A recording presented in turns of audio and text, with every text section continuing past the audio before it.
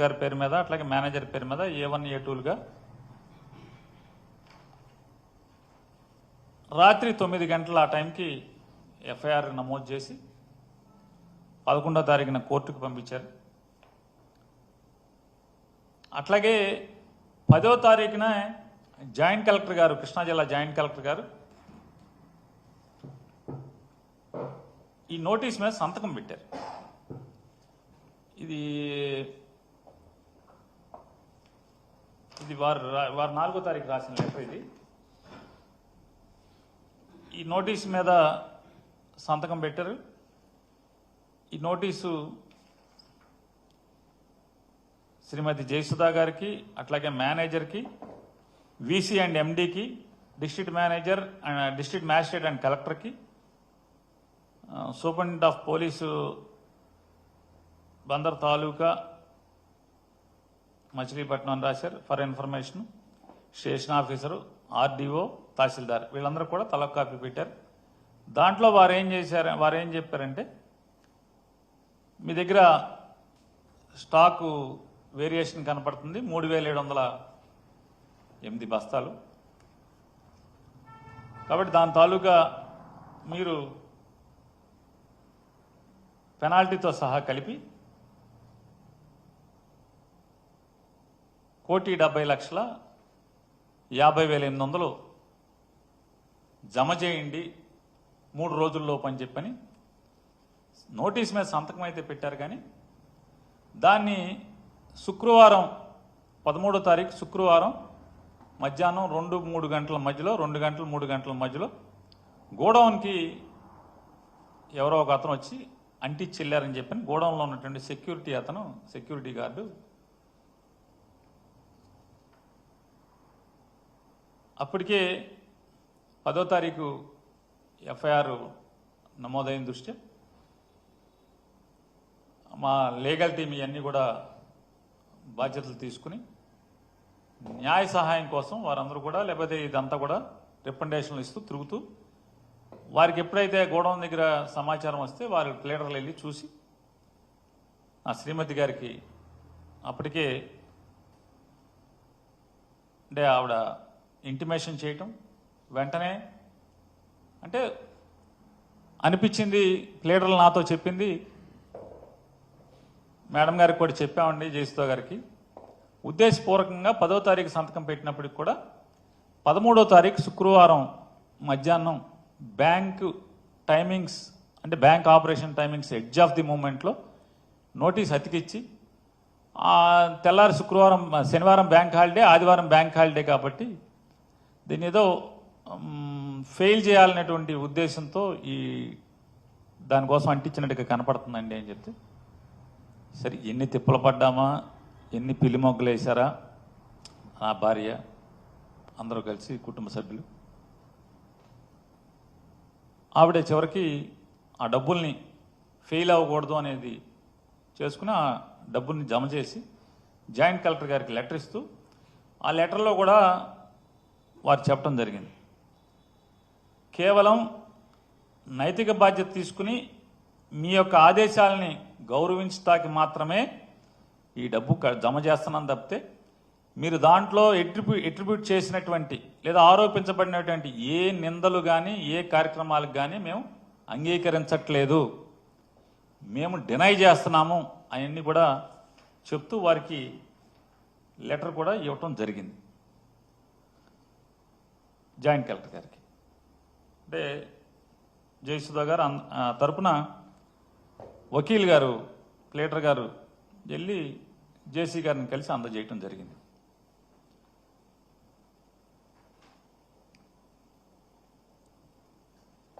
పదమూడవ తారీఖునే ఉదయం జయసుధా గారు జిల్లా కోర్టులో బెయిల్ మూవ్ చేశారు. బెయిల్ మూవ్ చేసిన తర్వాత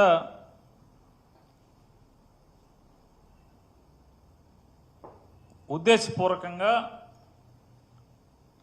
బెయిల్ని డిలే చేయటం కోసం దానిలో ఉన్న పీపీని మార్చి, నేను కొత్తగా ఛార్జ్ తీసుకున్నాను కాబట్టి, అంటే విజయవాడ నుంచి డిప్యూటీ డైరెక్టర్ ప్రాసిక్యూషన్స్ హోదాలో ఉన్నటువంటి ఒక ప్రభుత్వ న్యాయ నిపుణులు అంటే గవర్నమెంట్ లీడర్ గారిని అపాయింట్ చేశారు. వారు వచ్చి నాకు సమయం కావాలి, ఇవాళ ఉద్యోగంలోకి వచ్చాను అని చెప్పటం, వెంటనే మళ్ళీ వాయిదా తీసుకోవటం, వాయిదా తీసుకున్న రోజు మళ్ళీ వచ్చి పోలీసులు కేస్ డైరీని కోర్టుకు సబ్మిట్ చేయలేదండి. ఎందుకంటే అది సరాసరి పోలీస్కి జడ్జి గారికి సంబంధించినటువంటి అంటే charge sheet, final charge sheet వేసే వరకు కూడా అది సీక్రెట్ డాక్యుమెంట్ కాబట్టి పోలీసు అప్పటి వరకు వారు ఏమేమి ఇన్వెస్టిగేషన్ చేశారు, ఈ దీంట్లో ఏమేమి వాళ్ళు తప్పులు కనుగొని పసిగట్టి డాక్యుమెంటరీ ఎవిడెన్స్తో సహా వారు నిర్ధారణకు వచ్చారో అవన్నీ కూడా జడ్జి గారికి రాసి ఇవ్వాల్సినటువంటి రిపోర్టు. ఆ రోజు కూడా పోలీసులు ఇంకా సీడీ తయారు చేయలేదండి అని చెప్పిన వాయిదా తీసుకుని నెక్స్ట్ వెంటనే ఆ పీపీ గారితో సెలవు పెట్టించారు. సెలవు పెట్టించి మళ్ళీ ఇంకొక వాయిదా, పీపీ గారు సెలవు అంటే ఇంకొక వాయిదా, మళ్ళీ ఆ సెలవు రోజుకి ఆవిడ రారని చెప్పని కొత్తగా మళ్ళీ ఒక మూడో కృష్ణుని, ఇంకో మూడో పీపీని కొత్తగా అపాయింట్ చేసి, అంటే ఇదంతా అంటే ఏదో రకంగా శ్రీమతి జయసుధ గారిని అట్లాగే వారిని అరెస్ట్ చేయడమే కాకుండా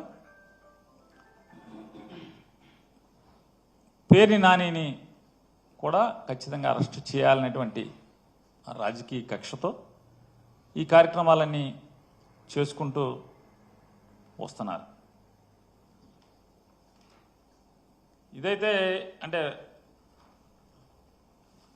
నేను చూశాను చాలామంది టీవీ విశ్లేషకులు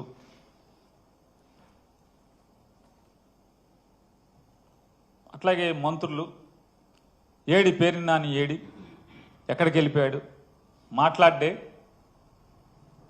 ఇన్నాళ్ళు ప్రతిదాన్ని వైసీపీ తరపున భుజాన్ని వేసుకుని మాట్లాడేవాడు, వాడి విషయానికి వచ్చేప్పటికి ఆడేం మాట్లాడట్లేదు, ఏమైపోయాడు, పారిపోయాడు పారిపోయాడు పారిపోయాడు. నేను ఎక్కడికి ఏం పారిపోలేదు. నేను అందరినీ కూడా ఎవరెవరైతే నేను పారిపోయానని చెప్పని మాట్లాడుతున్నారు, నేను ఒకటే మిమ్మల్ని ఒక చిన్నగా కోరుకుంటున్నాను. ఒకటి, మీరు ఒక్కదానికి మీ అంతరాత్మను ప్రశ్నించుకుని సమాధానం చెప్పండి. మీ మీద కక్షతో మీ ఇంట్లో ఆడవాళ్ళని మీద కేసులు కడితే మీరు ఇంట్లో ఆడవాళ్ళని రక్షించుకుంటానికి ప్రయత్నం చేస్తారా, లేదా ఇంటి ఆవిడ్ని, ఇంటి ఇల్లాల్ని జైలుకు పంపించే కార్యక్రమాన్ని మీరు చేస్తారా? అభం శుభం తెలియని వాళ్ళని చెప్పండి. మీరు రాసిన వాళ్ళని కానీ మాట్లాడిన వాళ్ళని కానీ యూట్యూబ్లో అందరినీ నేను అడుగుతున్నాను. నేను ఇది విమర్శనాత్మకంగా అడగట్లా, పరుషంగా మాట్లాడట్లా. సరే అయిపోయాక ఒక మంత్రి గారు అయితే దొంగతనం చేస్తే రాజకీయ కక్ష ఏంటి, అదేంటిది ఏంటి అని మాట్లాడుతున్నారు. నేను చేశానని చెప్పని మీకు ఆధారాలు ఉన్నాయా? ఎలా మీరు నేను దొంగతనం చేశానని మీరు మాట్లాడతారు? ఇన్వెస్టిగేషన్ కంప్లీట్ అవ్వలేదని చెప్పనేమో మీ పోలీసులే చెప్తున్నారు. ఆల్రెడీ నిన్న కేస్ డైరీ కోర్టుకి ఇచ్చి దాంట్లో కూడా ఈ విషయాలు ఏం మాట్లాడలేదని చెప్పని అంటున్నారు. ఇవన్నీ మీడియాలో వచ్చినాయి, నేను కాదు. నేను కోర్టుకు వెళ్ళలేదు. అన్నీ కోర్టు వ్యవహారాల దగ్గర నుంచి పోలీసులు ఏం చేయాలి, ఎవరేమనుకుంటున్నారు, మీరు ఎందుకు ఈ చేయరు అవి చేయరు అని కూడా రాసేటువంటి పెద్దలందరినీ కూడా నేను అడుగుతున్నాను ఒక మాట.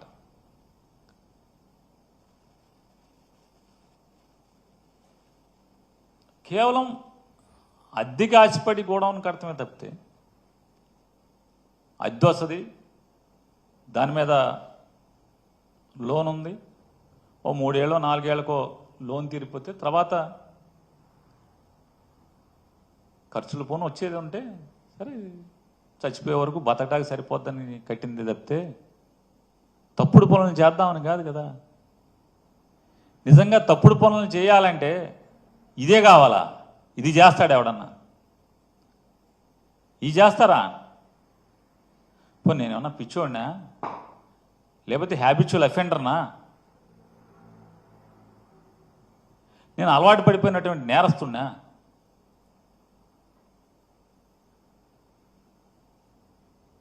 మంత్రిగా, ఈ రాష్ట్రానికి మంత్రిగా నేను పనిచేసినప్పుడు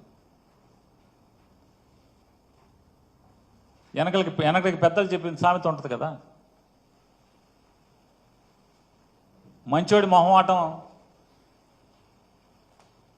మాంసం కూర ఉన్న దగ్గర, భోజనం దగ్గరను చూడమని చెప్తారు.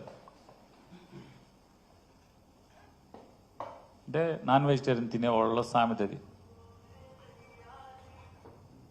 నేను మంత్రిగా పనిచేశాను కదా, ఇవాళ ఉన్నటువంటి డీజీపీ గారు నేను కలిసి పనిచేశాం. ఆయన ఆర్టీసీ ఎండీగా, నేను రవాణా శాఖ మంత్రిగా.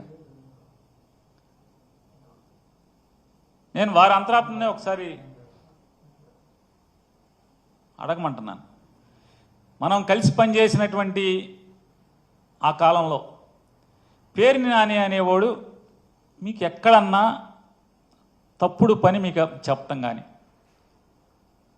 లాభాపేక్షతో మీకు ఒక ఆదేశం ఇవ్వటం కానీ, మీ మీద ఒత్తిడి చేయటం కానీ, లేదా పాత డీజీపీ గారు కూడా ఉన్నారు, రిటైర్డ్ డీజీపీ గారు కూడా,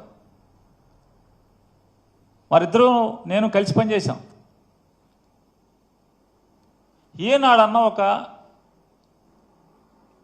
తప్పుడు పని, కక్కుర్తి పనికి మీ మీద ఒత్తిడి చేయటం, మిమ్మల్ని అడగటం, మిమ్మల్ని ఆదేశించటం ఇప్పుడున్న జరిగిందా? నా క్యారెక్టర్ మీకు క్షుణ్ణంగా దగ్గరగా చూసిన